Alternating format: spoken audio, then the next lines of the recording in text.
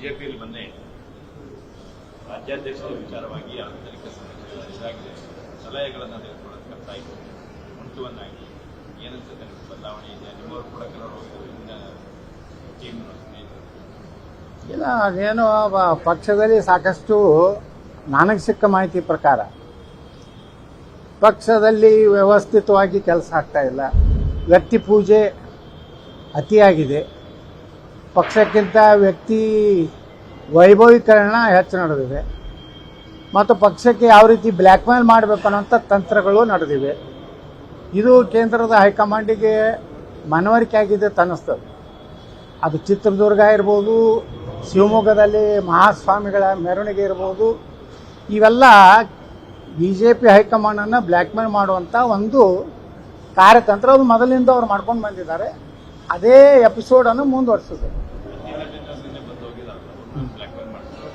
ಇಲ್ಲ, ಅವ್ರನ್ನ ಮಾಡ್ತಾ ಇರ್ತಾ ಹೇಳೋದಲ್ಲ ನಾನು. ಒಟ್ಟಾರೆ ಪಕ್ಷಕ್ಕೇ ನಮ್ಮ ಶಕ್ತಿ ಭಾಳ ದೊಡ್ಡದಿದೆ. ನಮ್ಮ ತೆಗೆದ್ರೆ ಹುಷಾರು. ನಮ್ಮ ಹಿಂದೆ ಎಲ್ಲ ಮಠಾಧೀಶರು ಇದ್ದಾರೆ. ಆ ಮಠಾಧೀಶರ ಆಶೀರ್ವಾದ ನನ್ನ ಪೂಜ್ಯ ತಂದೆಗಿದೆ. ಪೂಜ್ಯ ತಂದೆಯಿಂದ ನನಗೆ ಟ್ರಾನ್ಸ್ಫರ್ ಆಗ್ತಾ ಇದೆ. ಕೆಲವೊಂದು NOC ಬೇಕಾಗಿದೆ. ಆ NOC ಆಯ್ತಂದ್ರೆ ಪೂಜ್ಯ ತಂದೆಯ ಸಿಂಪತಿ ಎಲ್ಲ ನಾನು ಬಂದ್ಬಿಡ್ತೈತೆ. ಮಠಾಧೀಶರನ್ನ ಕರೆದು ಅವ್ರನ್ನ ಮೆರವಣಿಗೆ ಮಾಡಿಸೋಂಥದ್ದು ಇವೆಲ್ಲ ಏನು ನಡೆದವಲ್ಲ, ಪಕ್ಷಕ್ಕೆ ಒಂದು ರೀತಿ ನಾವು ಅನಿವಾರ್ಯ, ನಮ್ಮ ಕುಟುಂಬ ಅನಿವಾರ್ಯ. ಇದನ್ನು ಮಾಡ್ಲಿಕ್ಕೆ ಹೋಗಿ ಏನಾಗಿದೆ ಅಂದರೆ, ಚಿತ್ರದುರ್ಗದಲ್ಲಿ ಯಡಿಯೂರಪ್ಪನವರ ಒಂದು ವಿದಾಯ ಕಾರ್ಯಕ್ರಮ ಆಯಿತು. ಆಯ್ತಪ್ಪ, ಸಾಕಷ್ಟು ನೀನು ದುಡಿದಿದ್ದೀಯಾ, ಕೆಲಸ ಮಾಡಿದ್ದೀಯಾ, 4 ಸಲ ಮುಖ್ಯಮಂತ್ರಿ ಆಗಿದ್ದೀಯಾ, 2-3 ಸಲ ರಾಜ್ಯಾಧ್ಯಕ್ಷ ಆಗಿದ್ದೀಯಾ, ವಿರೋಧ ಪಕ್ಷ ನಾಯಕ ಆಗಿದ್ದೀಯಾ, ನೀ ಸ್ವತಃ ವಿಧಾನ ಪರಿಷತ್ತಿಗೆ ಆಯ್ಕೆ ಮಾಡಿದ್ದೀವಿ, ಏನು ಕೊಡಬೇಕೆಲ್ಲ ಪಕ್ಷ ಕೊಟ್ಟಿದೆ ಅಂತೇಳಿ ಅಮಿತ್ ಶಾ ಅವರು ನೇರವಾಗಿ ಹೇಳಿಲ್ಲ. ಅದು ಮಾತಾಡುವಂಥ ದಾಟಿಯಲ್ಲಿ ಹೇಳಿದ್ದಾರೆ. ಮತ್ತು ರಾಷ್ಟ್ರೀಯ ಅಧ್ಯಕ್ಷರ ಜೊತೆ ಇಡೀ ಕುಟುಂಬ ನಿನ್ನೆ ಒಂದು ಫೋಟೋ ತಗೊಂಡಿದೆ. ಅಂದರೆ ಆ ಫೋಟೋದ ಅರ್ಥ ಏನಂದರೆ, ಈ ಕುಟುಂಬದಿಂದ BJP ಮುಕ್ತ ಆಗ್ತಾ ಇದೆ, ಕೊನೆಯ ಫೋಟೋ ಅಂತೇಳಿ ಅವ್ರು ತಗೊಂಡು ಹೋಗಿದ್ದಾರೆ. ಪಾಪ ಇದು last photo of the ಯಡಿಯೂರಪ್ಪಾಜಿ family. ಆದ್ರೆ ಸರ್, ವಿಜೇಂದ್ರ ಅವರ ಅಧ್ಯಕ್ಷರ ಹೊರತಾಗಿ ಬೇರೆ ಯಾರಾಗಬೇಕು ಅಂತ ಕೇಳಿದಾಗ ಬಹುತೇಕರು ಯಾವುದೋ ಒಂದೇ ಹೆಸರು ಹೇಳಿಲ್ಲ, ಬೇರೆ ಬೇರೆ ಹೆಸರುಗಳನ್ನ ಹೇಳಿದ್ದಾರೆ. ನೀವು ಇದ್ರ ಬಗ್ಗೆ ನಿಮ್ಮ ಹೆಸರು ಹೇಳ್ತಿದ್ರೇನು? ಇವ್ರು ಯಾರ ಹೆಸರು ಹೇಳ್ತಾರೋ ಎಲ್ಲಾರು ನಾವೇ ಅಂತ ಹೇಳಿಬಿಟ್ಟಿರ್ತಾರೆ. ನಂದೇ ಭಾಳ ಜೋರು ಐತೆ, ಯಾರೂ ಬೇರೆಯವ್ರ ಹೆಸರು ಹೇಳುವುದೂ ಇಲ್ಲ. ಯಾಕಂದ್ರೆ ಎಲ್ಲರೂ ನಾವು ಅರ್ಹರ ಅಂತ ಹೇಳ್ತಾರೆ. ಅದು ಪಕ್ಷ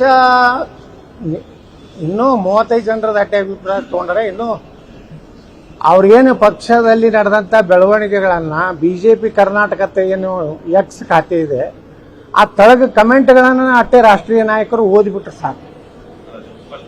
ಅವರ ಜನರ ಅಭಿಪ್ರಾಯ ಸಂಗ್ರಹ ಮಾಡಿದ್ರು 30 ಜನರು. ಆ ಅಭಿಪ್ರಾಯದ ಮೇಲೇನೆ ತೀರ್ಮಾನ ತೆಗೆದುಕೊಳ್ತಾರೆ ಹೈಕಮಾಂಡ್ ಅಂತ ನನಗೇನು ಹಂಗೆ ಅನ್ಸೋದಿಲ್ಲ.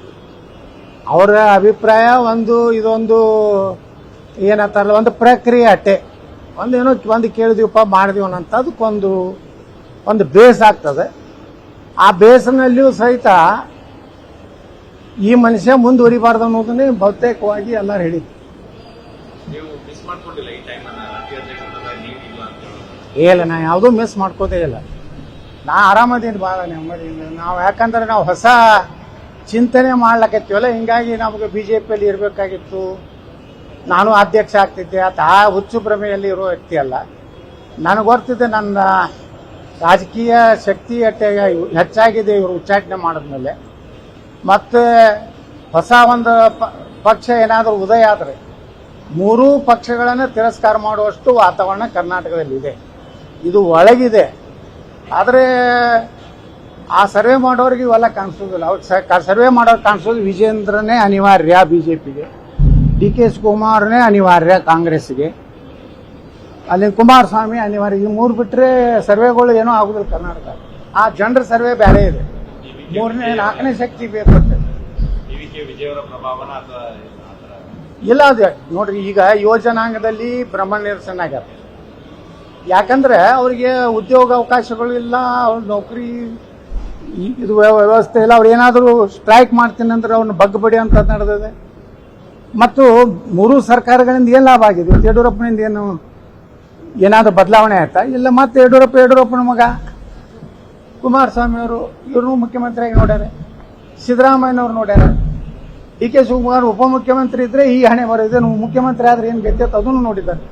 ಅದಕ್ಕೆ ಒಬ್ಬ ಪ್ರಾಮಾಣಿಕವಾದಂಥ ಒಂದು ವಿಚಾರ ಮಾಡುವಂಥ ಭ್ರಷ್ಟಾಚಾರದ ಮುಕ್ತವಾದಂಥ ಒಂದು ಸರ್ಕಾರದ ಕಡೆ ಜನರ ಒಲವು ಇದೆ ಅಂತ ನನಗೆ ಅನಿಸ್ತದೆ. ಯಾಕಂದ್ರೆ ನನ್ನ ಸರ್ವೆ ಪ್ರಕಾರ, ಮತ್ತು ಇನ್ನೇನು ಯಾವ ಸರ್ವೆಗಳು ಏನೇನು ಹೇಳ್ತಾವೆ ಗೊತ್ತಿಲ್ಲ. ಅದು ನನ್ನ ಸರ್ವೆ ಮಾತ್ರ ಕರ್ನಾಟಕದಲ್ಲಿ 4ನೇ ಶಕ್ತಿಗೆ ಹೆಚ್ಚು ಬೆಂಬಲ ಸಿಗ್ತಾ ಇದೆ.